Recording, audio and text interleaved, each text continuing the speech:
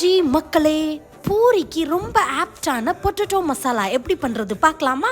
At first 3 medium size பொட்டேட்டோவை boil பண்ணி வச்சுக்கோங்க. தென் ஒரு கடாயில 2 டேபிள் ஸ்பூன் எண்ணெய், அதுல கடுகு, சீரகம், உளுந்து, கடலைப்பருப்பு போட்டு பொரிஞ்சதும் ஸ்லைஸா கட் பண்ண ஒரு வெங்காயம், 2 பச்சை மிளகாய் போட்டு கண்ணாடி பதம் வரது வரைக்கும் நல்லா வறுத்துக்கோங்க. நெக்ஸ்ட் இதுல பொடி பொடியா கட் பண்ண 4 பல் பூண்டு, ஒரு துண்டு இஞ்சி, கொஞ்சம் கருவேப்பிலை போட்டு நல்லா மிக்ஸ் பண்ணிக்கோங்க. வெங்காயம் கோல்டன் பிரவுன்ல வந்ததும் நம்ம பாயில் பண்ணி வச்சிருக்க பொட்டேட்டோவை எடுத்து ஸ்மாஷ் பண்ணி இதுல சேர்த்துக்கோங்க. இது மீடியம் சைஸ் பொட்டேட்டோ அப்படிங்கறனால நான் கையாலேயே மசிச்சு போடுறேன். கையால மசிக்கிறீங்க அப்படின்னா ஹேண்ட் வாஷ் பண்ணிட்டு ஸ்மாஷ் பண்ணிக்கோங்க. இது கூடவே 1/4 டீஸ்பூன் மஞ்சள் தூள், தேவையான அளவு உப்பு போட்டு மிக்ஸ் பண்ணிக்கோங்க. மீன் வயல் பூரி போட்டுட்டு இருந்தேன், ஆனா பூரி கொஞ்சம் கரிஞ்சிருச்சு, அதை என் ஆளுக்கு எடுத்து வச்சாச்சு. இனி இதுல 1/4 டீஸ்பூன் பெப்பர் பொடி சேர்த்து நல்லா மிக்ஸ் பண்ணிக்கோங்க. பச்சை வாசனை போனதும் ஒரு 3/4 கப் தண்ணி ஊத்தி நல்லா மிக்ஸ் பண்ணி மூடி வச்சு வேக வச்சுக்கோங்க. இது போல கிரீமி கன்சிஸ்டன்சி வந்தா நம்மளோட கிழங்கு மசாலா ரெடி. கரிஞ்ச பூரியை வேஸ்ட் பண்ணாம என் ஆளுகிட்ட கொடுத்து சாப்பிட சொல்லியாச்சு. பாய் பாய்.